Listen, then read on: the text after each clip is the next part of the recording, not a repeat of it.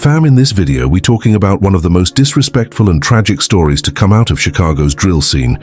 A young rapper who went to his best friend's funeral to pay respects, and less than 24 hours later, he was shot and killed at that same friend's repast. This is a story about loyalty, violence, and how the cycle of retaliation never stops. This is a story that shows how nowhere is safe anymore, not even a funeral. Today we're covering the story of Marcus Lil Mark Johnson from Chicago's South Side. This case shows how attending a funeral can turn into a death sentence, and how social media posts can seal your fate in the streets.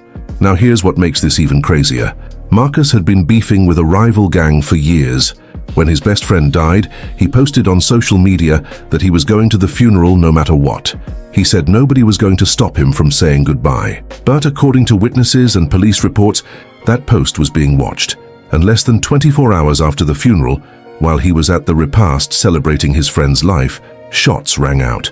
Before we get into it, I want you to remember, I won't give you no angle, I just give you the story. So with that being said, make sure you like, comment, and subscribe. We're going to jump right into it, fam. Today, we're going to Chicago, Illinois, specifically the South Side. Chicago's South Side has been the center of drill music culture since the early 2010s.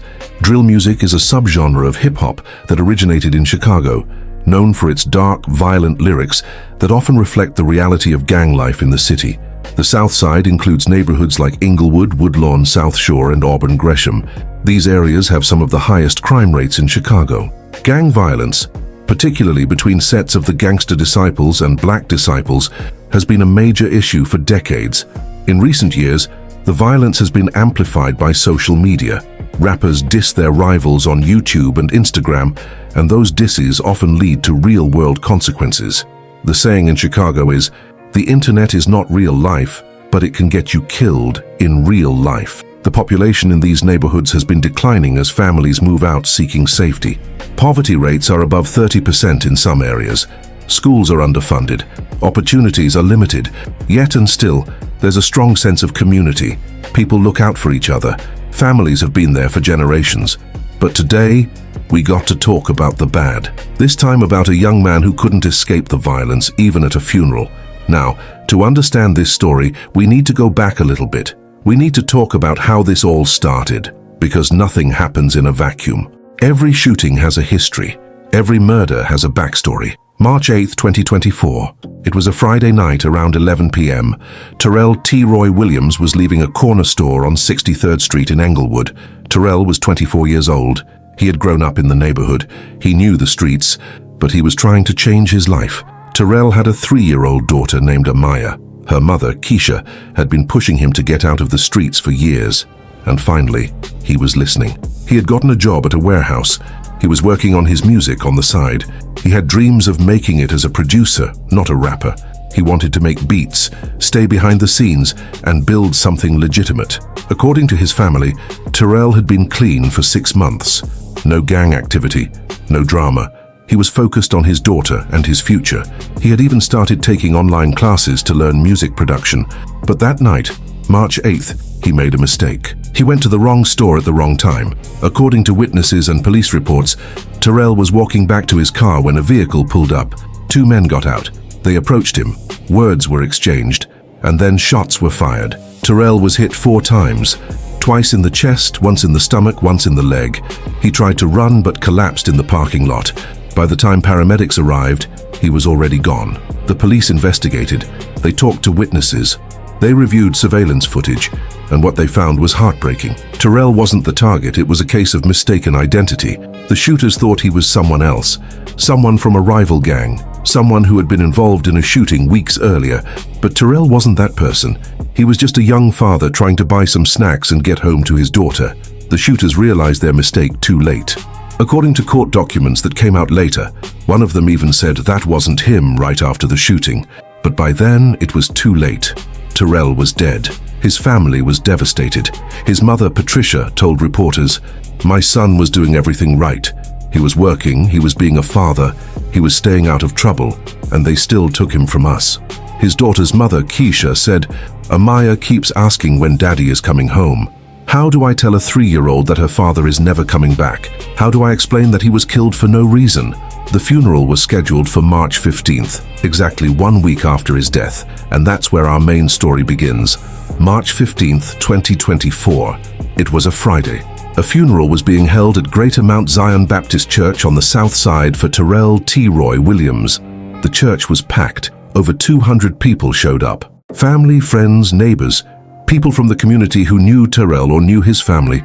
Terrell was well known in the neighborhood, not as a gang member, but as someone who was trying to get out of the streets. People respected that. They respected that he was trying to change.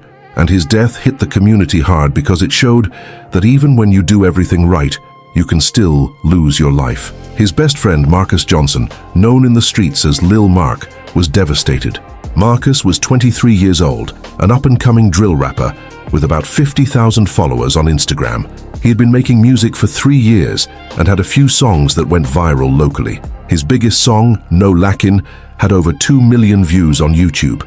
Marcus and Terrell had been friends since elementary school. They grew up on the same block. They went to the same schools. They were like brothers. When Marcus started rapping, Terrell was his biggest supporter. He would film his music videos, help him with beats, promote his songs on social media. They had plans to work together once Terrell finished his production courses. But while Terrell was trying to get out of the streets, Marcus was still deep in them. And that's where the problem started. Marcus was affiliated with a gang that had been beefing with a rival set for years. The beef started over something small, like most beefs do.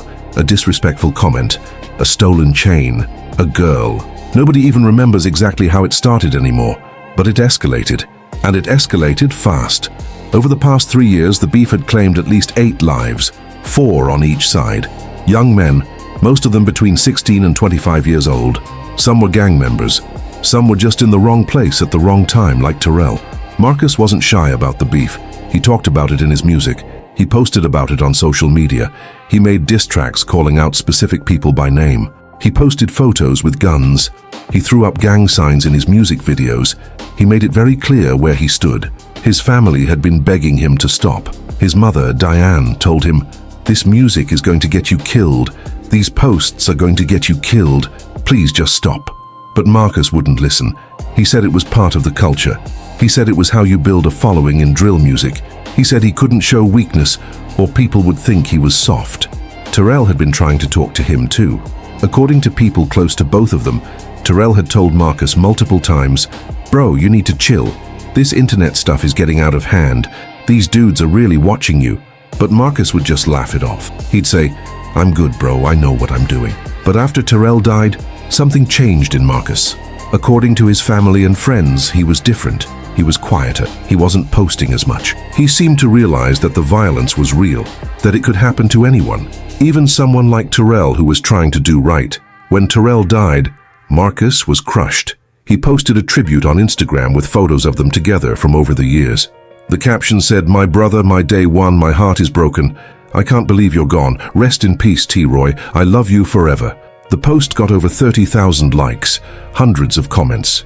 Other rappers and people from the community showing love and support. But then a few days later, Marcus posted something else, something that would seal his fate. On March 13th, 2 days before the funeral, Marcus posted on Instagram, "I don't care what nobody say, I'm going to my brother's funeral. If you got a problem with that, pull up. I ain't hiding, I ain't scared. Y'all took my brother from me. Y'all ain't taking nothing else." The post was defiant. It was emotional. And it was dangerous. His mother saw the post and called him immediately. According to family members, she begged him to delete it. She said, "Marcus, please, you're putting a target on your back. Those people are watching everything you post. Please, just go to the funeral quietly.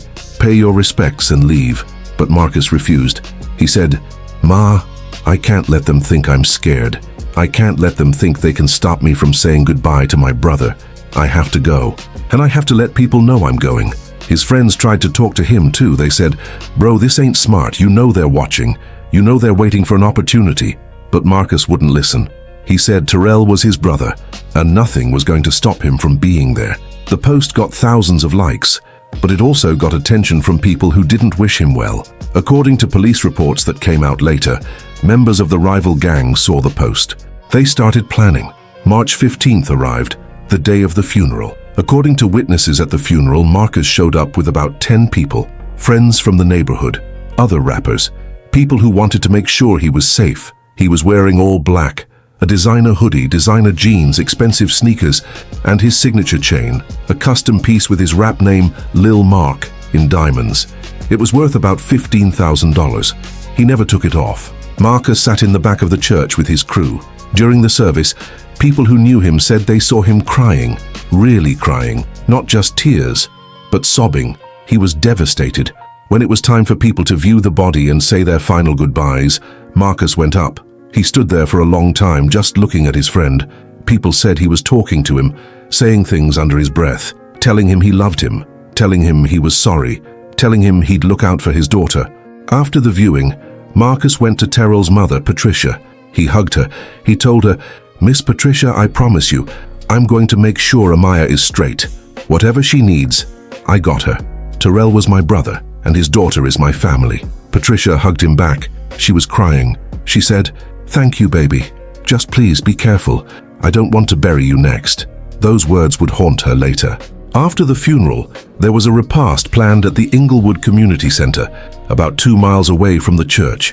A repast is a gathering after a funeral where family and friends come together to eat, share memories, and celebrate the person's life. It's supposed to be a time of healing, a time to remember the good times, a time to support each other through grief. The community center had been rented for the afternoon. Terrell's family had arranged for food to be catered: fried chicken, mac and cheese, greens, cornbread, all the traditional soul food. There were tables set up with photos of Terrell throughout his life: baby pictures, school pictures, pictures with his daughter, pictures with Marcus and other friends. Marcus's mother didn't want him to go to the repast. According to family members, she pulled him aside after the funeral and said, "Baby, you paid your respects. You said goodbye. Please, just go home. Don't go to the repast. It's not safe." But Marcus insisted. He said, "Ma, I have to be there. Terrell's family is expecting me. I can't just leave. What kind of friend would I be?" His mother was crying. She had a bad feeling. She said, "Marcus, please, I'm begging you. Something doesn't feel right. Just come home with me." But Marcus hugged her and said, "Ma, I'll be fine. I got my people with me. We'll stay for a little bit, and then I'll come straight home, I promise." That was the last conversation they had. Marcus went to the repast with his crew. According to people who were there when he first arrived, he seemed tense. He was looking around a lot, checking his phone. His friends were on high alert too. They knew the risks. But as time went on, Marcus seemed to relax. The atmosphere was warm. People were sharing stories about Terrell, laughing at memories, crying together, eating together. It felt safe. It felt like a place where the violence couldn't reach. Marcus started opening up. He was telling stories about him and Terrell as kids, how they used to skip school and go to the arcade, how Terrell used to beat him at every video game, how they made a pact in 8th grade that they were going to make it out of the hood together, no matter what. People said Marcus was laughing, really laughing. For the first time since Terrell died, he seemed like himself again. He was eating, joking around, taking pictures with people. He even posted a photo on his Instagram story. It was a picture of him and some friends at the repast. The caption said, "Celebrating my brother's life. Love you forever, T-Roy." That post was timestamped at 3:15 p.m. 15 minutes later, everything changed. But that peace didn't last. March 16th, 2024. It was Saturday around 3:30 in the afternoon. The repast had been going on for about 2 hours. There were probably 60 to 70 people inside the community center. Kids were running around, playing, being kids. Older folks were sitting at tables talking about old times. Terrell's grandmother was showing people photos from when he was a baby. Music was playing softly in the background. Old school R&B, the kind of music that brings comfort. Marcus was standing near the food table talking to 2 of his friends. They were discussing Terrell's daughter, Amaya. Marcus was saying he wanted to set up a fund for her education. He wanted to make sure she had opportunities that they didn't have growing up. He was saying, Terrell would have wanted that. He was always talking about making sure she had a better life. According to witnesses, that's when a car pulled up outside. A dark-colored SUV, black or dark blue, tinted windows. It parked right in front of the community center entrance. At first, nobody thought much of it. People had been coming and going all day. Some people were leaving, some were just arriving. It was normal. But then, the doors opened. And according to police reports and witness statements, 3 masked individuals got out. They were wearing all black. Black hoodies, black pants, black gloves, faces covered with ski masks. And they were moving with purpose. One of Terrell's cousins, a man named Deshawn, was outside smoking a cigarette. He saw them get out of the SUV. He said later in his police statement, "I knew immediately something was wrong. The way they were dressed, the way they were moving. I tried to yell to warn people, but it happened so fast." The 3 masked individuals walked straight toward the entrance of the community center. They weren't running, they were walking, calm, determined, like they had done this before. Someone inside saw them through the glass door and yelled, "Everybody get down!" But it was too late. The door burst open. People started running, screaming, trying to get to the exits. Tables were knocked over, food went flying, kids were crying. Older people were trying to take cover. Marcus turned around. According to multiple witnesses, his eyes went wide when he saw the masked men. He knew why they were there. He knew they were there for him. He tried to run toward the back door. His friends were yelling, "Run, Mark, run!" But he didn't make it. Shots rang out, multiple shots. Witnesses said it sounded like fireworks at first. Pop, pop, pop, pop. But then they saw Marcus fall. He stumbled forward, tried to keep running, but his legs gave out. He collapsed near the back wall of the community center. He was hit multiple times, in the chest, in the back, in the leg, in the shoulder. According to the medical examiner's report that came out later, he was shot 7 times. The shooters didn't stop there, they kept firing. Bullets were hitting walls, hitting tables, hitting innocent people. A 19-year-old woman named Jasmine, who was Terrell's cousin, was hit in the arm. She had been holding her 2-year-old son when the shooting started. She threw herself over him to protect him. The bullet went through her arm, but her son was unharmed. A 45-year-old man named Robert, Terrell's uncle, was grazed in the shoulder. He had been trying to help people get out when he was hit. The whole thing lasted less than 30 seconds. The shooters fired approximately 20 rounds. Then they ran back to the SUV and sped off, tires screeching, gone. The community center was chaos. People were screaming, crying, calling 911, trying to help the wounded. Kids were traumatized. Older folks were in shock. This was supposed to be a place of healing, a place to mourn, and it had turned into a war zone. Marcus was on the floor, bleeding out. His friends were around him trying to stop the bleeding, begging him to hold on. One of them was on the phone with 911 screaming, "My friend has been shot, we need an ambulance now, he's not breathing right, please hurry." But Marcus was fading. According to witnesses, he was trying to say something, but they couldn't understand him. His eyes were open, but he wasn't really there anymore. When police arrived about 4 minutes later, they found a scene of absolute devastation. Shell casings everywhere, blood on the floor, people crying and screaming, and Marcus lying motionless near the back wall. Paramedics rushed in. They tried to save him. They performed CPR.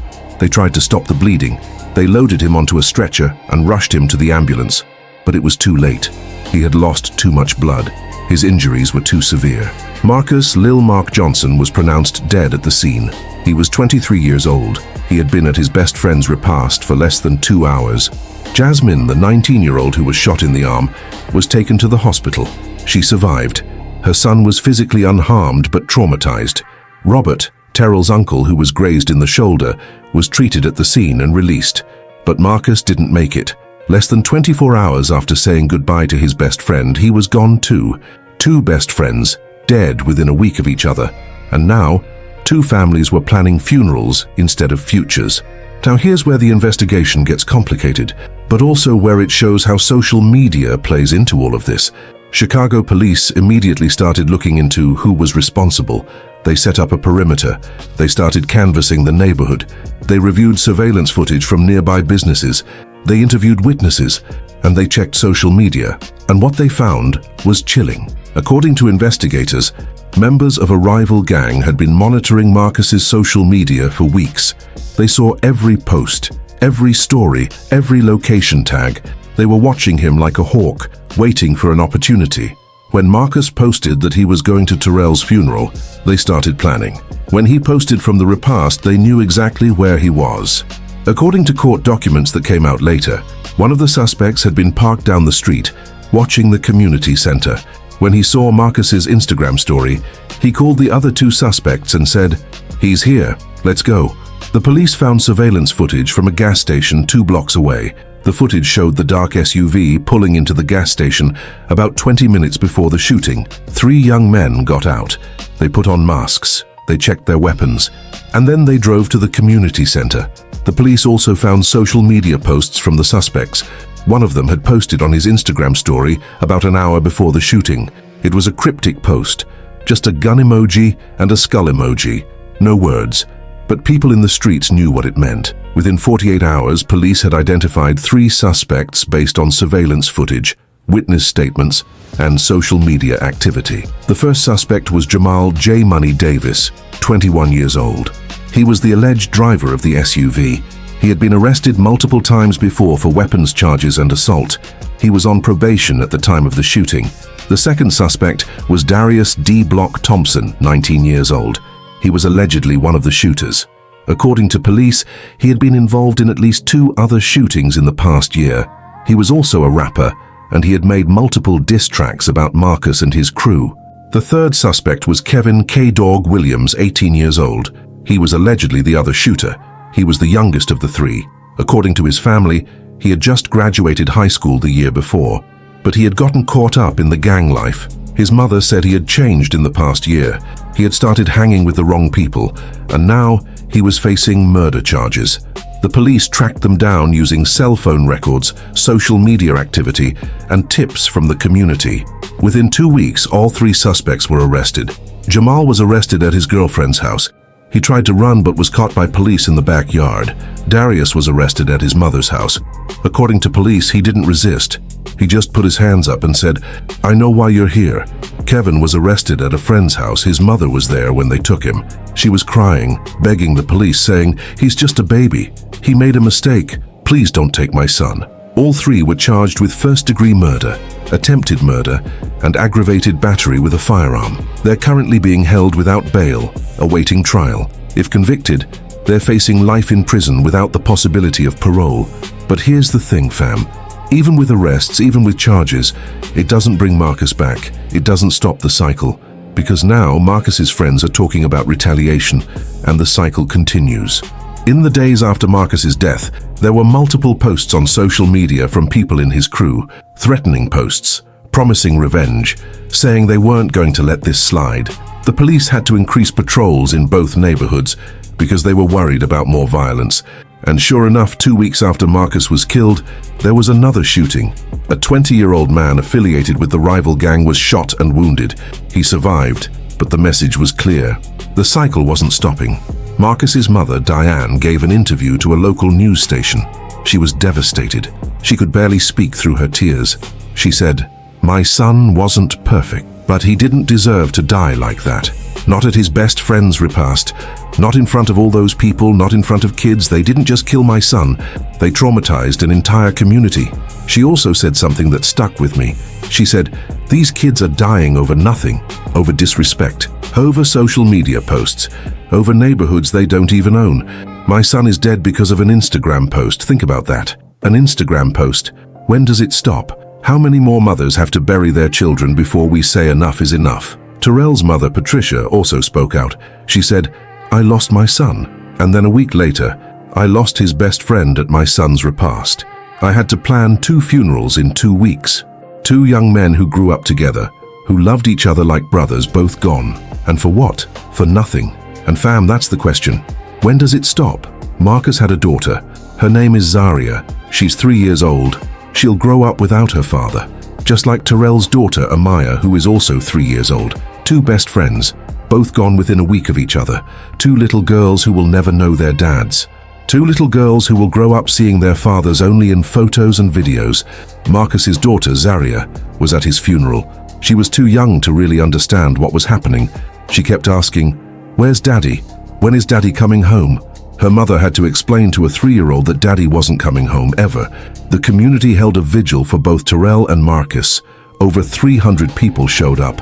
They lit candles, they released balloons, they shared memories, and they cried. A lot of crying. Local activists and community leaders spoke at the vigil. They talked about the need for change, the need for resources, the need for opportunities for young people, the need to break the cycle of violence. One community leader, a man named Pastor James, who has been working in the South Side for 30 years, said something powerful.